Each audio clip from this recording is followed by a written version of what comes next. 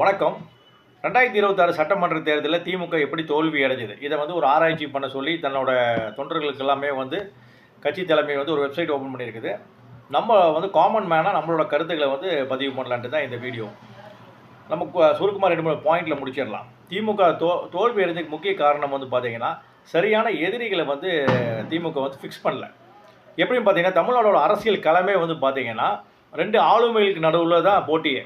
காமராஜர், அறிஞர் அண்ணா, கலைஞர் எம்ஜிஆர், கலைஞர் ஜெயலலிதா 2 கழகங்கள் இருந்தாலும் தனிப்பட்ட ஆளுமைகளுக்கு நடுவில் போட்டியாக இருந்தது. அப்படி பார்த்தீங்கன்னா இந்த சைடு ஸ்டாலின் இருக்கார், கண்டிப்பாக ஆளுமையான தலைவர் தான். ஆனால் ஆப்போசிட் சைடு பார்த்தீங்கன்னா எடப்பாடி பழனிசாமி வந்து உட்கட்சி பூசல்னாலேயும் அவங்க கட்சியை கட்டுக்கோப்பை வைக்க முடியாதனாலையும் தொடர் தோல்வினாலையும் ஒரு ஆளுமையான தலைவராக மக்கள் பார்க்க கிடையாது. இந்த கேப்பை தான் கரெக்டாக விஜய் அவர்கள் யூஸ் பண்ணுறாரு. அதுக்கு வந்து அவரோட சினிமா பிரபலம் வந்து அவருக்கு வந்து பெரிய அளவு கை கொடுத்துச்சு. அவர் கரெக்டாக எதிரி ஃபிக்ஸ் பண்ணுறாரு. எதிரியை ஃபிக்ஸ் பண்ணுறதுல திமுக எப்படி சறுக்குச்சுன்னு பார்த்தீங்கன்னா, தமிழ்நாட்டுக்கும் டெல்லிக்கும் தான் போட்டின்னாரு. அது வந்து மக்கள் இடத்துல பெருசாக எடுபடலை. ஆனால் விஜய் அதே சமயத்தில் வந்து என்னதான் ஆளும் கட்சியாக இருந்தாலும் நல்லதாக பண்ணினாலும் ஒரு இடத்துல வந்து மக்களுக்கு வந்து ஒரு அதிருப்தி இருக்க தான் செய்யும். ஸோ விஜய் வந்து கரெக்டாக வந்து திமுகவுக்கும் டிவிகேக்கு தான் போட்டி. ஸ்டாலினா விஜயா, தூய சக்தியா தீய சக்தியா, இந்த மாதிரி வந்து ஒரு அட்ராக்டிவான வார்த்தைகளால் மக்கள் மனசில் வந்து திமுகவுக்கு எதிரி வந்து நான் தான், திமுக அடுத்து நான் தான் அப்படிங்கிறத வந்து மக்கள் மனசில் ஸ்ட்ராங்காக ஃபிக்ஸ் பண்ணிட்டு, அதாவது எதிரியை வந்து ஸ்ட்ராங்காக ஃபிக்ஸ் பண்ணி களம் கண்டாங்க. அது வந்து ஒரு பெரிய ப்ளஸ்ஸாக முடிஞ்சுது அவங்களுக்கு டிவிகேக்கு. அப்போ டிஎம்கே பிடிக்காதவங்களும் டிவிகேக்கு ஓட்டு போடுவான். அதை கரெக்டாக யூஸ் பண்ணிட்டாங்க.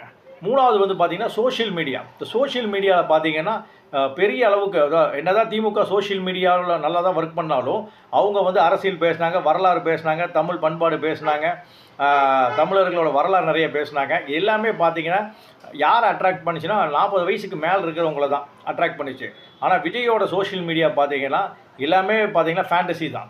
அது யாரை அட்ராக்ட் பண்ணிச்சுன்னா பார்த்தீங்கன்னா இளைஞர்களை தாண்டி வீட்டில் இருக்கிற வண்டி சிண்டிகளெலாம் அட்ராக்ட் பண்ணிச்சு. எல்லாமே பார்த்தீங்கன்னா இந்த ப்ளூ வேல் கேம் விளாடுற மாதிரி அடிக்ட் ஆகி சோஷியல் மீடியா அடிக்ட் ஆகி கிடக்கிறாங்க. சோஷியல் மீடியாவில் வந்து இப்போ திமுக வந்து புதுசாக தான் ஸ்ட்ராங் ஆகணும். ஆனால் விஜயை பொறுத்த வரைக்கும் அவங்க சினிமா துறையில் இருக்கும் போதே விஜயா அஜித்தான ரசிகர்கள் சண்டை போட்டுட்டு இருந்தாங்க சோஷியல் மீடியாவில் தான். அப்போது சோஷியல் மீடியா வந்து அவங்களுக்கு ஒரு வந்து கைவந்த கலையாக போச்சு. கிட்டத்தட்ட குழந்தைங்கள்லாம் வந்து வீட்டில் இருக்கிற குட்டீஸுக்கெல்லாம் வந்து பெரியவங்களை வீட்டில் இருக்கிற பெரியவங்களை வந்து எமோஷனல் பிளாக்மெயில் பண்ணுற அளவுக்கு ஆகிப்போச்சு. டிவிக்கு எடுத்து ஓட்டு போடணும், இல்லைன்னா அப்படி சாப்பிட மாட்டேன், இல்லைன்னா தூங்க மாட்டேன், அப்படி ரொம்ப அதை ஃபோர்ஸ்ஃபுல்லாக கொண்டு போயிட்டாங்க. அதை வந்து அதுவும் வந்து ஒரு பெரிய ப்ளஸ்ஸாக போயிடுச்சு டிவிகேக்கு. அடுத்து வந்து இளைஞர்கள். இப்போ பார்த்தீங்கன்னா எல்லாமே புது ஆளுங்க. டிவிகேல பொறுத்தவரைக்கும் புது ஆளுங்க. இப்படி ஒரு இளைஞர் படை வந்து உள்ளே வருதுன்னு தெரிஞ்சோ, அரசியலுக்குள்ளே வருதுன்னு தெரிஞ்சோ, திமுக வந்து தங்கள் பழைய ஆளுகளுக்கே சீட்டு கொடுத்தாங்க. பழைய மினிஸ்டர்களுக்கு, பழைய முகங்களுக்கு, பல வருஷமாக அவங்களே தான் இருக்கிறாங்க. பல பேர்த்துக்கு ஊழல் குற்றச்சாட்டு இருக்குது, பல பேர்த்து மேலே கேஸ் இருக்குது. இது வந்து அவங்க கட்சிக்குள்ளே இருக்கிற தொண்டர்களுக்கு என்னடா நம்ம என்ன தான் கஷ்டப்பட்டாலும் இவங்களுக்கு தான் சீட்டு, இவங்க தான் எம்எல்ஏ, சாதாரண சாமானியன் வந்து ஜெயிக்கவே முடியாது, வரவே முடியாது, இளைஞர்களுக்கு திமுக பெரிய அளவுக்கு வாய்ப்பே இல்லைங்கிற ஒரு சலிப்புத்தன்மை வந்துருச்சு. அதனாலேயே அவங்க சரியான ஒர்க் பண்ணாமல் போயிருப்பாங்க. இது வந்து திமுக வந்து கண்டிப்பாக பரிசீலனை பண்ணணும். ஒரே முகங்கள், அதுவும் ஊழல் படித்த முகங்களுக்கே வந்து ஓட்டு கொடுக்கறது வந்து சலிப்புத்தன்மை உண்டாக்கும். ஏன்னா இந்த தேர்தலில் வந்து என்னதான் விஜய் வந்து வெற்றி பெற்றாலும் 50% தான் விஜய் முகத்துக்காக, மீதி 50% வந்து கழகங்கள் மேலே உள்ள சலிப்புனால தான் அவங்களுக்கு ஓட்டு விழுந்தது. அதை வந்து டிஎம்கே வந்து கரெக்டாக புரிஞ்சுக்கணும். இன்னொரு இடத்துல பார்த்தீங்கன்னா, இன்னொரு பாயிண்ட் பார்த்தீங்கன்னா, விஜய் வந்து ஒரு பெரிய ஸ்டார் வேல்யூ, அதுவும் சினிமா ஸ்டார். சினிமாங்கிறதே ஒரு மாய கவர்ச்சி தான். அப்போ இந்த இடத்துல வந்து அதுக்கு ஈக்குவலான ஒரு ஆளை வந்து வச்சு அவங்க ஃபைட் பண்ணியிருக்கணும், டிஃபெண்ட் பண்ணியிருக்கணும்.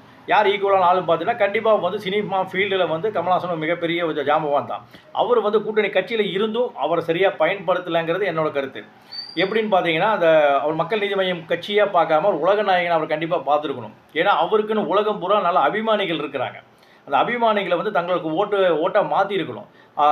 சீட்டு பேரத்துலேயும் கூட சரியான சீட்டு பேரம் கூட சரியாக நடக்காமல் அவங்க வந்து கமல்ஹாசன் அவர்கள் வந்து நாங்கள் ஆதரவு மட்டும் கொடுத்துக்குறோம், நாங்கள் வந்து நிற்கலை அப்படிங்கும்போது அதுக்கு நன்றி கூட தெரிவித்தார் ஸ்டாலின் அவர்கள். நன்றி தெரிவிக்காமல் மறுபரிசீலனை பண்ணிவிட்டு மக்கள் நீதி மையம் கேட்குற 3 சீட்டோ 4 சீட்டோ கொடுத்துருந்தாங்கன்னா அந்த தொண்டர்கள் உற்சாகம் அடைஞ்சிருப்பாங்க.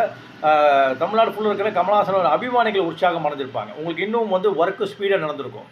ஏன் சொல்கிறேன்னா, நீங்கள் வந்து ஸ்டாலின் அவர்களே ஆஃப்டர் எலெக்ஷன் சொன்னது வந்து வெறும் 3.5% தான் எங்களுக்கு டிவிகேக்கு வித்தியாசம், அந்த ஓட்டில் தான் வந்து கம்மி ஓட்டில் 17 லட்சம் ஓட்டில் தான் நாங்கள் வந்து தோல்வி அடைஞ்சோன்ட்டு.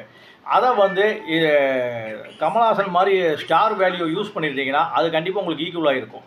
அந்த இடத்துல திமுக கண்டிப்பாக வந்து கோட்டை விட்டுருச்சு. சரி, தோல்விங்கிறது திமுகவுக்கு சகஜம்தான். தோல்வியிலேருந்து மீண்டு எழுந்துடும் திமுக. ஆனால் ஒரு கட்சி வந்து தன்னை வந்து தோல்விக்கு அப்புறம் சுய ஆய்வு பண்ணுறது வந்து ஒரு வரவேற்கக்கூடிய விஷயந்தான். எல்லா கட்சிகளும் தங்களை சுய ஆய்வுப்படுத்தி மக்களுக்கு என்ன தேவை, மக்களுக்கு எது நல்லது, கட்சிக்கு நல்லது அப்படின்னு பார்க்காம மக்களுக்கு எது நல்லது, எப்படி நம்ம நாட்டை முன்னேற்ற பாதையில் கொண்டு போகணுன்னு சிந்தித்து செயல்பட்டானா எல்லாத்துக்குமே வெற்றி வந்து ஒரு நாள் கைகூடும். நன்றி.